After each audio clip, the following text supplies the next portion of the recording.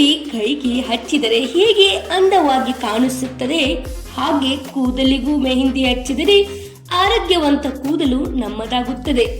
ರೇಷ್ಮೆಯಂತ ಹೊಳಪು, ದಟ್ಟವಾದ ಬೆಳವಣಿಗೆ, ಹೊಟ್ಟು ಸಮಸ್ಯೆ ನಿವಾರಣೆ, ಬಿಳಿ ಕೂದಲಿನಿಂದ ಮುಕ್ತಿ ಹಾಗೂ ಕೂದಲು ಉದುರುವ ಸಮಸ್ಯೆಗೆ ಪರಿಹಾರ ಮತ್ತು ದೇಹಕ್ಕೆ ತಂಪು ಈ ಮೆಹಂದಿಯಿಂದ ಸಿಗುತ್ತದೆ.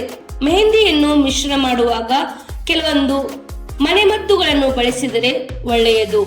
ಮೆಹಂದಿ ಪುಡಿ ತೆಗೆದುಕೊಂಡು ಅದಕ್ಕೆ ಒಂದಿಷ್ಟು ಅಕ್ಕಿ ತೊಳೆದ ನೀರು ಹಾಗೂ ಕಾಫಿ ಪೌಡರ್ ಅನ್ನು ಮಿಶ್ರಣ ಮಾಡಿ ಚೆನ್ನಾಗಿ ಮಿಶ್ರಣ ಮಾಡಬೇಕು. ಇದನ್ನು ರಾತ್ರಿ ಮಲಗುವ ಮುನ್ನ ಅಥವಾ 10 ರಿಂದ 12 ಗಂಟೆಗಳ ಕಾಲ ನೆನೆಸಿಡಬೇಕು. ಬಳಿಕ ಕೈಗೆ ಒಂದು ಗ್ಲೌಸ್ ಹಾಕಿಕೊಂಡು ಕೂದಲಿನ ಬುಡದಿಂದ ಕೂದಲಿನ ತುದಿಯವರೆಗೂ ಚೆನ್ನಾಗಿ ಹಚ್ಚಬೇಕು. 1 ಗಂಟೆ ನಂತರ ಕೂದಲನ್ನು ಉಗುರು ಬೆಚ್ಚಗಿನ ನೀರಿನಿಂದ ತೊಳೆಯಬೇಕು. ಈ ಸಮಯದಲ್ಲಿ ಯಾವುದೇ ಕಾರಣಕ್ಕೂ ಶಾಂಪೂಗಳನ್ನು ಬಳಸಬಾರದು. ಹಾಗೆ ನಂತರ 2ನೇ ಬಾರಿ ಸ್ನಾನ ಮಾಡುವಾಗ ಮೊದಲು ಕೂದಲಿಗೆ ಚೆನ್ನಾಗಿ ಎಣ್ಣೆ ಹಾಕಿ ಮಸಾಜ್ ಮಾಡಿಕೊಳ್ಳಬೇಕು.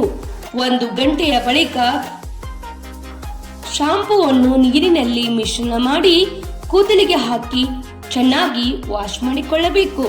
ಇದರಿಂದ ಕೂದಲಿನ ಆರೋಗ್ಯ ವೃದ್ಧಿಯಾಗುವ ಜೊತೆಗೆ ದಟ್ಟವಾಗಿ ಬೆಳೆಯುತ್ತದೆ. ಈ ಎಲ್ಲ ಮಾಹಿತಿ ನಿಮಗೆ ಇಷ್ಟವಾಗಿದ್ದರೆ ಶೇರ್ ಮಾಡಿ ಹಾಗೂ ಫಾಲೋ ಮಾಡಿ.